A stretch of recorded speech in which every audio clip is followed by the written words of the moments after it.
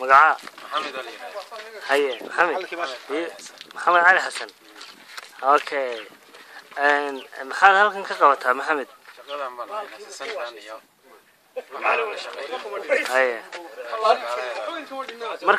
markii hore aad deegaan ahaan xageed ku dhalatay baydhabo ku dhalatay oo waxaad u leedahay khibrad baad u leedahay sida loo beero marka baydhabo waa lagu beeraa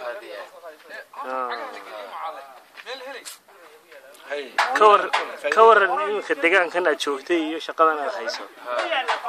حد نوشي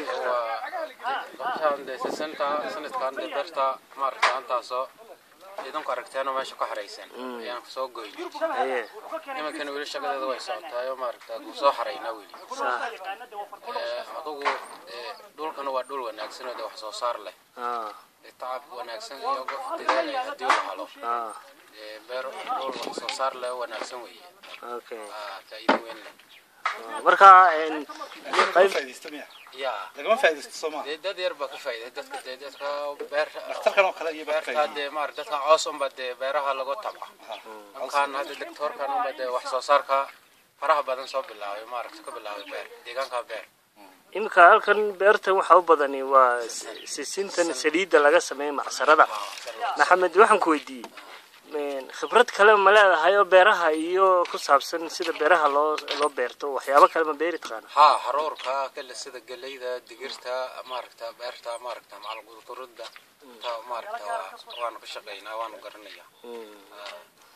marka haddaad hesho sidii waxyaabihii lagu beeri lahaa iyo wad sii kordhin lahaa maaragta haadi waxaan ku weydiiyay waxyaabaha dhibaatooyinka idinka hor yimaada markaad beertan aad beereysaan maxaa ka mid ah maaragta baxladeedu waa iska badan yihiin beero aye sida maaragta dawacada kamid ah oo maaragta hawayanka habka cunta maaragta aye kashiitada kamid ah bahasha la yiraahdo aan qofka idin yiraahdaa aan qofta waraabaha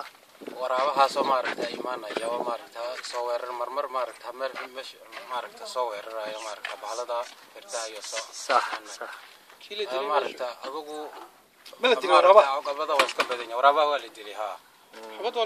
habad babartaan lagu dilay qalabka waxyaabaha qalabka idinka dhiman inaad u baahan tihiin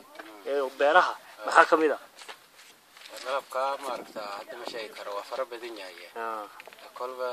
dad kale iga sareeyay baa jira dadkaas oo garanaya adigu khibradaadu waa sidii wax loo beeri lahaa iyo taasan baan anagu shaqadaya badanaaba marka qalabka kala maqan dadka kale iga sareeyay baa la weydiinaya okay haga doctor kiis ka maqan ay okay